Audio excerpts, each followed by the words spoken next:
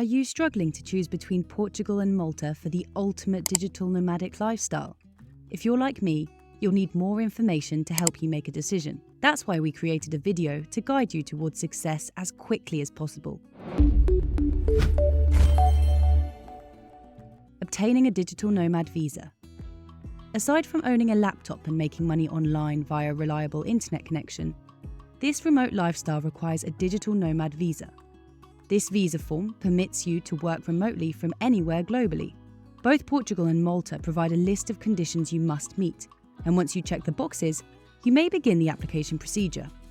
To start applying for a digital nomad visa for both countries, you must have a valid international passport with at least 2 blank pages.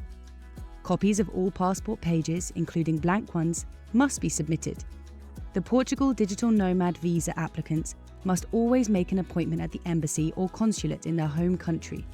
The Malta digital nomad visa application is submitted entirely online. There is no need to go to an embassy or consulate. You can apply from anywhere. After submitting the email online for the Malta nomad visa, applicants must await a response from the agency. If a positive response is received, the agency will invite you to Malta to complete the following steps in applying for a residence visa. The Portugal Nomad visa is issued for 4 months. During this time, the applicant can relocate to Portugal to get a resident permit. As part of the eligibility requirements, applicants must demonstrate that they work remotely through freelance contracts, self-employment, or a firm based overseas.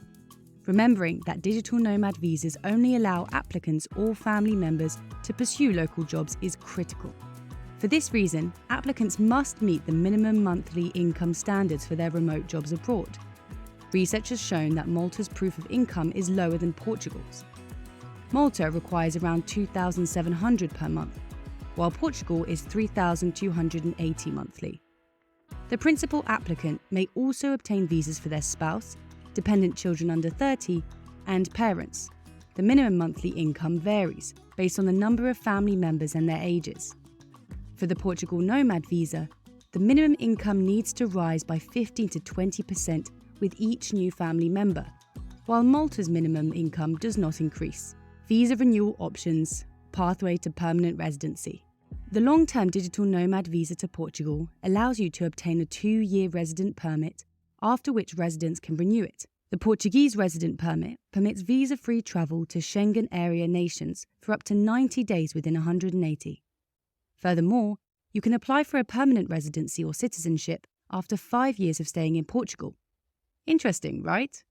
Let's see the visa renewal option for Malta.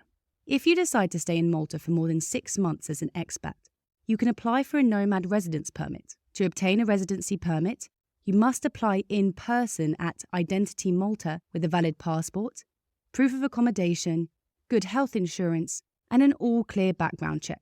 If successful, a residence permit allows you to stay in Malta for a year. If you meet the same criteria, your residence permit can be extended for 1 to 3 years. Quick question before we talk about the cost of living. Has this video been helpful so far? If the answer is yes and you want to make Cristiano Ronaldo happy, please like and subscribe. Cost of living. Generally, European Union countries are regarded as the best in the world regarding healthcare, living standards, education systems, and safety. The common misconception is that people associate these countries with high taxes and consumer costs, but that isn't true. Portugal is generally an affordable nation. The average annual cost of living in Portugal is €17,500. According to research, the cost of living is 42% lower than in the United States. If you reside in one of Portugal's smaller cities, you might comfortably survive on €826 to €1,120 monthly. This includes the money spent on rent, food, and other necessities. However, if you live and socialise in high-priced areas such as Lisbon, your monthly cost of living could range from €1,330 to €1,840, or even more depending on your lifestyle. It is also vital to know that city centre properties cost more. For comparison, the cost of living in Lisbon is 20% less than that of Rome. Now, let's look at the cost of living in Malta. Given Malta's advantages, such as foreign investment and economic prospects, consumer costs are lower than in some other countries.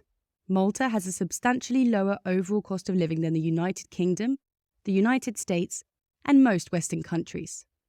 In comparison to other EU countries, Malta's utilities are highly affordable.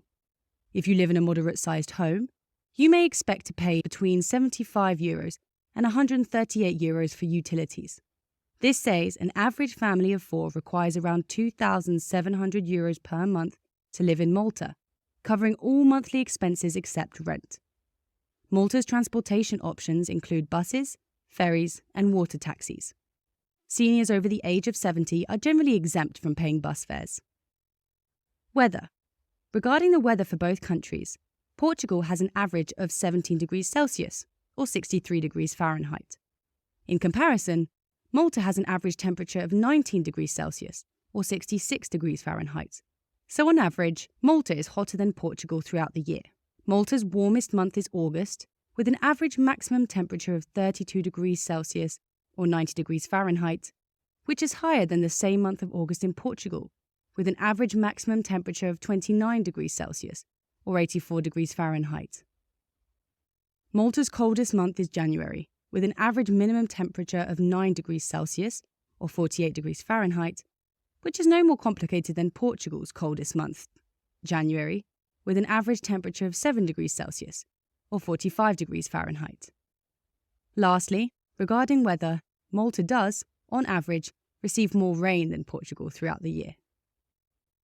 Cultural background. Portugal is regarded as a desirable destination for expats and digital nomads thanks to its variety of adventure opportunities. An excellent reason to consider living a remote life in Portugal is the country's thriving cultural environment, notably in Lisbon, where modernity and tradition coexist harmoniously. The cultural activities allow you to increase your knowledge as an expat, become more creative and driven, and inspire innovation, all of which can help you develop your career while having a great time. Porto's cobbled alleyways and picturesque castles are another popular destination for digital nomads, with some of the world's most outstanding wines to keep them happy. Malta, on the other hand, is a one-of-a-kind vacation destination for digital nomads, thanks to its stunning environment, religious temples, museums, exhibits, and lots more. Malta provides so much more than sun, sea, and sand, though there is plenty of that to enjoy. The country is strongly traditional and religious, and these ideas are instilled in the citizens from birth. Access to healthcare. The Portuguese Serviço Nacional de Saúde, SNS, provides comprehensive healthcare services with numerous benefits for expats immigrating to their country. Most services are free, while others require a nominal fee. As an expat, you must register with the Portuguese social security system for this service. Once enrolled, you must make your payment, which is 11% of your gross income, while your employer contributes an additional 23.75%. Once this is done, you will receive a health card, making you eligible for free or reduced access to healthcare in Portugal. Medical expenses can mount up quickly if you decide to visit a private clinic. Therefore, as an expat living in Portugal, we recommend that you obtain private or international health insurance. We understand that some countries don't offer this service. If your home country has a reciprocal system with this country that welcomes digital nomads, you can use universal healthcare.